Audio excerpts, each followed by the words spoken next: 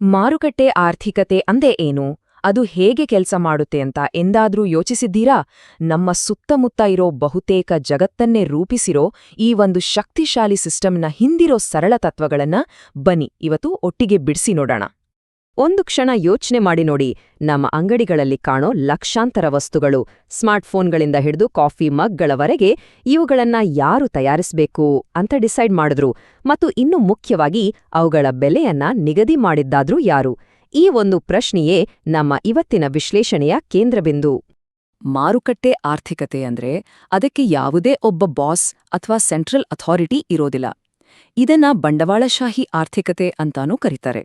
ಅಂದ್ರೆ ಉತ್ಪಾದನೆಗೆ ಬೇಕಾದ ಫ್ಯಾಕ್ಟರಿಗಳು, ಯಂತ್ರಗಳು ಎಲ್ಲವೂ ಖಾಸಗಿ ವ್ಯಕ್ತಿಗಳ ಕೈಯಲ್ಲಿರುತ್ತೆ. ಹಾಗಾದ್ರೆ ಯಾರೂ ಮೇಲೊಬ್ರು ಇಲ್ಲದೆ ಇಡೀ ದೇಶದ ಆರ್ಥಿಕತೆ ಹೇಗೆ ತಾನೇ ಕೆಲಸ ಮಾಡೋಕೆ ಸಾಧ್ಯ? ಮೂಲಭೂತವಾಗಿ ಹೇಳೋದಾದೆ, ಮಾರುಕಟ್ಟೆ ಆರ್ಥಿಕತೆಯಲ್ಲಿ ಸರಕಾರಕ್ಕಿಂತ ಹೆಚ್ಚಾಗಿ ಖಾಸಗಿ ವ್ಯಕ್ತಿಗಳು ಮತ್ತೆ ಕಂಪನಿಗಳು ಆರ್ಥಿಕತೆಯ ಚಾಲನಾ ಶಕ್ತಿ. ಅವರು ತೆಗೆದುಕೊಳ್ಳೋ ಪ್ರತಿಯೊಂದು ನಿರ್ಧಾರದ ಹಿಂದಿರೋ ಮುಖ್ಯ ಪ್ರೇರಣೆ ಒಂದೇ, ಅದು ಲಾಭ ಗಳಿಸೋದು. ಈ ವ್ಯವಸ್ಥೆಗೆ 4 ಗಟ್ಟಿಮುಟ್ಟಾದ ಸ್ತಂಭಗಳಿವೆ ಅಂತ ಹೇಳ್ಬೋದು. ಒಂದು, ಉತ್ಪಾದನಾ ಸಾಧನಗಳು ಅಂದ್ರೆ ಫ್ಯಾಕ್ಟರಿ, ಭೂಮಿ, ಟೆಕ್ನಾಲಜಿ ಇವೆಲ್ಲ ಖಾಸಗಿ ಮಾಲೀಕತ್ವದಲ್ಲಿರುತ್ತೆ. 2, ಗುರಿ ತುಂಬ ಸ್ಪಷ್ಟ, ಲಾಭ ಗಳಿಸುವುದು. 3, ಇಡೀ ಸಿಸ್ಟಮ್ ನಡೆಯೋದೇ ಬೇಡಿಕೆ ಮತ್ತೆ ಪೂರೈಕೆಯ ನಿರಂತರ ಸಂವಾದದ ಮೇಲೆ. ಮತ್ತು 4ನೇದು, ಸರ್ಕಾರ ಹೆಚ್ಚಾಗಿ ದೂರನೇ ಇರುತ್ತೆ, ಜಾಸ್ತಿ ತಲೆ ಹಾಕಲ್ಲ. ಹಾಗಾದ್ರೆ ಯಾವುದೇ ಕೇಂದ್ರ ಯೋಜಕರು ಇಲ್ಲ ಅಂದ್ರೆ ಎಲ್ಲವೂ ಗೊಂದಲ ಆಗ್ಬಿಡಲ್ವಾ? ಇದಕ್ಕೆ ಉತ್ತರ ಒಂದೇ ಒಂದು ಸರಳ ಹಾಗೂ ತುಂಬಾನೇ ಶಕ್ತಿಶಾಲಿ ಪರಿಕಲ್ಪನೆಯಲ್ಲಿದೆ. ಅದೇ ಬೆಲೆ ಕಾರ್ಯವಿಧಾನ. ಹೌದು, ಬೆಲೆಗಳು ಅಂದ್ರೆ ಕೇವಲ ಸಂಖ್ಯೆಗಳು ಮಾತ್ರ ಅಲ್ಲ, ಅವು ಇಡೀ ಆರ್ಥಿಕತೆಯನ್ನ ಸಂಘಟಿಸುವ ಒಂದು ಅದೃಶ್ಯ ಸಂಕೇತಗಳಿದ್ದ ಹಾಗೆ. ಉತ್ಪಾದಕರು ಮತ್ತೆ ಗ್ರಾಹಕರ ನಡುವೆ ನಿರಂತರವಾಗಿ ಸಂವಹನ ನಡೆಸುವ ಒಂದು ಭಾಷೆಯದು. ಈ ರೂಪಕ ಎಷ್ಟು ಅದ್ಭುತವಾಗಿದೆಯಲ್ವಾ? ಬೆಲೆ ಕಾರ್ಯವಿಧಾನವನ್ನ ಒಂದು ಬ್ಯಾಲೆನ್ಸಿಂಗ್ ವೀಲ್ ಅಂದ್ರೆ ಒಂದು ಸಮತೋಲನದ ಚಕ್ರ ಅಂತ ಅಂದ್ಕೊಳ್ಳಿ.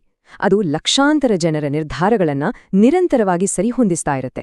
ಹೀಗೆ ಇಡೀ ಆರ್ಥಿಕತೆ ಸ್ಥಿರವಾಗಿ ಮುಂದೆ ಸಾಗೋ ಹಾಗೆ ನೋಡ್ಕೊಳ್ಳುತ್ತೆ. ನೋಡಿ, ಇದು ಎಷ್ಟು ಸಿಂಪಲ್ ಆಗಿ ಕೆಲಸ ಮಾಡುತ್ತೆ ಅಂತ. ಒಂದು ವಸ್ತುವಿನ ಬೆಲೆ ಜಾಸ್ತಿ ಆದಾಗ ಉತ್ಪಾದಕರಿಗೆ ಹೆಚ್ಚು ಲಾಭದ ಅವಕಾಶ ಕಾಣುತ್ತೆ, ಹಾಗಾಗಿ ಅವರು ಉತ್ಪಾದನೆಯನ್ನ ಹೆಚ್ಚಿಸ್ತಾರೆ. ಆದ್ರೆ ಅದೇ ಸಮಯಕ್ಕೆ ಗ್ರಾಹಕರು ಬೆಲೆ ಜಾಸ್ತಿ ಆಯ್ತಲ್ಲ ಅಂತ ಖರೀದಿಯನ್ನ ಕಡಿಮೆ ಮಾಡ್ತಾರೆ.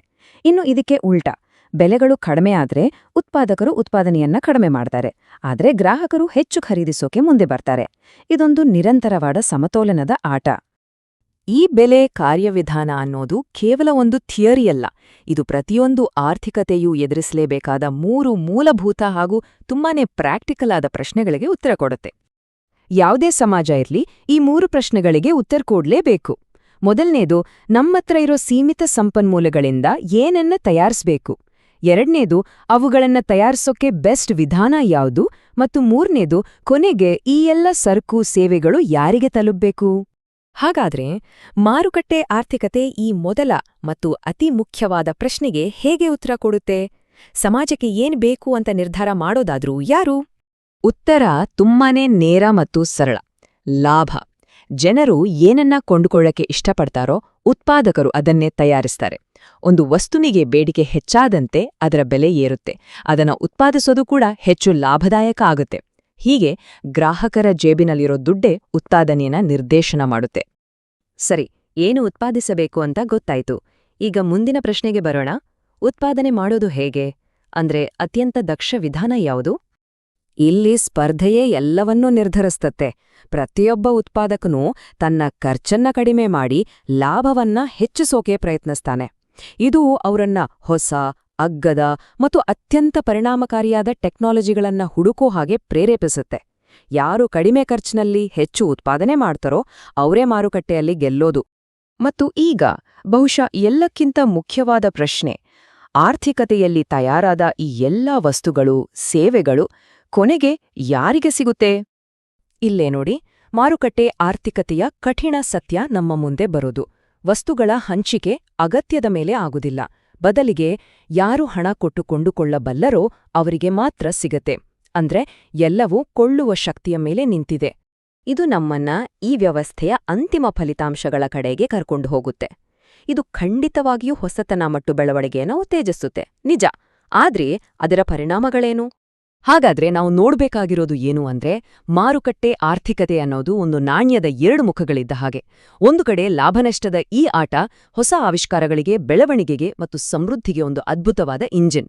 ಆದ್ರೆ ಅದೇ ನಾಣ್ಯದ ಇನ್ನೊಂದು ಮುಖ ಏನು ಅಂದ್ರೆ ಲಾಭದ ಹಿಂದೆಯೇ ಹೋಗುವ ಈ ಸಿಸ್ಟಮ್ ಕೊಳ್ಳುವ ಶಕ್ತಿ ಇಲ್ಲದವರನ್ನ ಅಂದ್ರೆ ಸಮಾಜದ ಬಡವರ್ಗಗಳನ್ನ ಸಹಜವಾಗಿಯೇ ಕಡೆಗಣಿಸೋ ಅಪಾಯ ಇದ್ದೇ ಇರತ್ತೆ. ಇದು ನಮ್ಮನ್ನ ಒಂದು ಬಹಳ ಮುಖ್ಯವಾದ ಪ್ರಶ್ನೆಯ ಮುಂದೆ ನಿಲ್ಲಿಸುತ್ತೆ. ಆರ್ಥಿಕ ಬೆಳವಣಿಗೆಗೆ ಇಷ್ಟೊಂದು ಶಕ್ತಿಶಾಲಿಯಾದ ಈ ವ್ಯವಸ್ಥೆ ಕೊಳ್ಳುವ ಶಕ್ತಿ ಇಲ್ಲದವರನ್ನ ಹಿಂದೆ ಬಿಟ್ರೆ ಆ ಸಮತೋಲನವನ್ನ ಸಾಧಿಸೋದು ಹೇಗೆ? ಈ ಒಂದು ಪ್ರಶ್ನೆಯೊಂದಿಗೆ ಇವತ್ತಿನ ಈ ವಿಶ್ಲೇಷಣೆಯನ್ನ ಮುಗಿಸೋಣ.